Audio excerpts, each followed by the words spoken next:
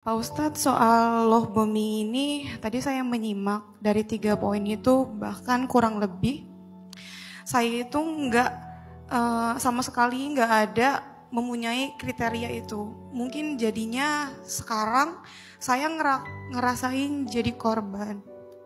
Terus yang mau sharing sebelum saya bertanya, sebelum saya ke Pak Ustadz itu saya udah datang ke orang tua saya, ke papa saya, ke mama saya.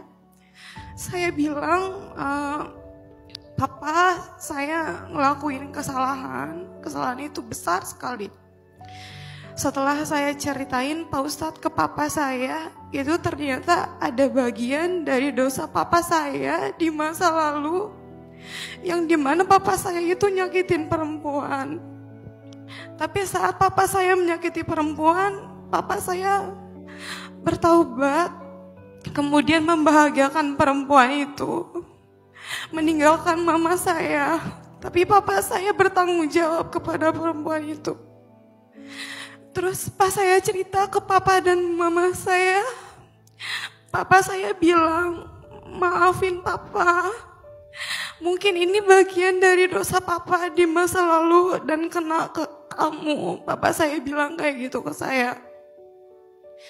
Setelah saya cerita ke mama saya juga gak pernah marah sama papa saya. Mama saya ngerasa papa orang baik, papa yang baik sama anak-anaknya. Cuman karena papa manusia dan papa hilaf, jadi papa pernah ngelakuin kesalahan. Pak Ustadz, pertanyaan saya selama ini mencoba jadi anak yang baik. Saya selalu mencukupi kebutuhan orang tua saya.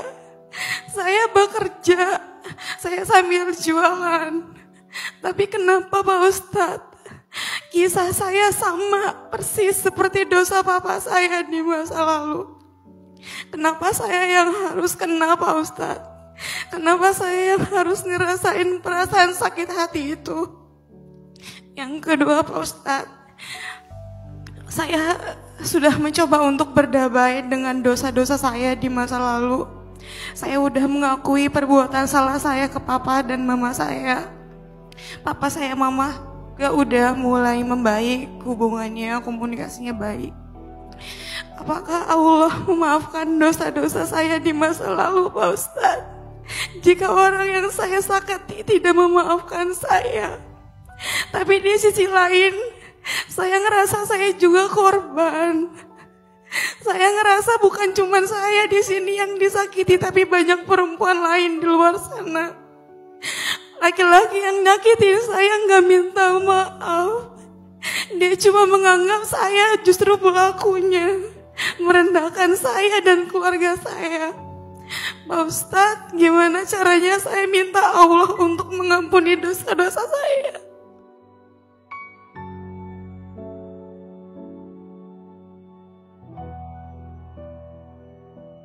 Dosa turunan ya, yang diturunkan kepada anak perempuannya. Jadi kalau ada ayahnya yang melakukan dosa di masa lalu, nanti dia akan dihukum dengan anaknya juga akan melakukan dosa yang sama. Ada anggapan seperti itu dan lagi populer di masyarakat kita. Padahal Allah Subhanahu wa taala berfirman di dalam surat At-Tur surat 52 ayat 21. Kata Allah, kullum ri'im bima kasaba rahin. Setiap orang menanggung dosanya sendiri-sendiri. Jadi yang dimaksud dengan dosa zina yang diturunkan kepada anak itu, teman-teman, kalau ada ayah atau ibu atau suami istri berzina sebelum mereka menikah, kemudian perempuannya hamil, lalu karena mereka udah terlanjur berbuat dosa, akhirnya mereka ingin bertanggung jawab dengan cara menikah. Menikahlah mereka. Setelah menikah, anak itu lahir. Secara biologis anak ini adalah anak dari kedua orang tuanya. Tetapi secara fikih anak ini bukan anak ayahnya. Jadi nggak boleh diwalikan oleh ayahnya. Gitu kan? Tapi karena mereka malu, nggak pernah cerita ini kepada anaknya. Biasanya terjadi di anak pertama nih. Karena malu nggak cerita ke anak pertama, yang perempuan khususnya. Kenapa perempuan? Karena perempuan butuh wali kan? Nggak cerita kalau dulu kamu tuh lahir di luar nikah, nah kamu bukan anak ayah secara syariat, kamu anak ayah secara biologis. Jadi ayah nggak bisa jadi wali kamu dalam pernikahan. Kenapa? Takut anaknya nanti terpukul, anaknya kena mental, anaknya marah sama orang tua, sehingga nggak cerita. Anaknya menikah setelah dewasa, yang jadi wali bapaknya, bapak biologis. Tidak sah pernikahannya.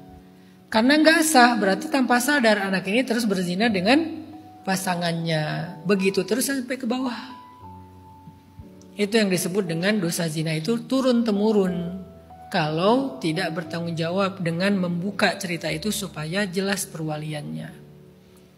Bukan maknanya bahwa kalau ada ayah berzina nanti anak juga akan berzina, bukan. Karena ayatnya kullu mri'in bima kasaba rahin, setiap orang bertanggung jawab dengan dosanya sendiri-sendiri. Jadi Mbak Sekar, apa yang Mbak Sekar alami itu bukan sebuah karma dari kesalahan ayah Mbak Sekar. Sehingga Mbak Sekar gak perlu marah sama ayah. Walaupun dalam bab ini ya, dalam bab yang lain nanti masing-masing punya pertimbangan. Tapi dalam bab hal ini bukan karena salah ayah sehingga Mbak Sekar terjebak di dalam dosa ini, bukan. Kullu mar'in bima kasaba rahin. Mungkin dosanya orang tua adalah masalah pendidikan. Dosanya orang tua adalah tidak menjaga keluarga tentang hal-hal yang haram, kayak gitu kan dosanya. Atau makanan-makanan haram yang jadi darah daging dan itu akan menutup hati dari iman, itu dosanya orang tua. Tapi kalau dulu orang tua pernah bikin dosa kemudian anaknya akan mengulangi dosa yang sama padahal orang tuanya udah bertaubat, rasanya nggak kayak gini Islam. Ini nggak fair, nggak adil gitu. Konsepnya nggak kayak gitu. Konsepnya kullu mri'in bima kasaba rahin. Semua orang bertanggung jawab dengan perbuatannya sendiri-sendiri. Itu poin pertama. Poin kedua, apakah Allah akan memaafkan saya dengan dosa-dosa saya yang sangat banyak di masa lalu?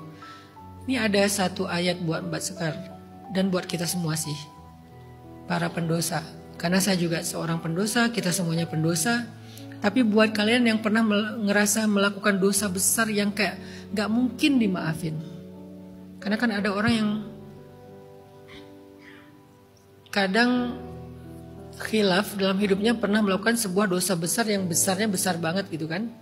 Membunuh, berzina, riba, durhaka sama orang tua, meninggalkan sholat, apalagi judi, khamar dengan segala variannya, narkoba segala macam. Itu kan 10 dosa besar yang dosanya dosa banget kan. Nomor satunya pasti syirik lah ya, syirik, perdukunan, ramal. Kalau kita pernah merasa kayak terjebak dalam dosa-dosa itu, kemudian kita kayak ngerasa gak pantas dimaafin, gak pantas jadi orang benar di hadapan Allah, gak layak jadi hamba Allah, gak layak jadi muslimah, jadi muslim yang baik. Ada satu surat cinta dari Allah untuk kita semua. Ada di dalam surat Az-Zumar, surat 39 ayat 53. Nanti baca di rumah. Allah berfirman, Qul ya ibadiyalladzina asrafu ala anfusihim la taqnatu min rahmatillah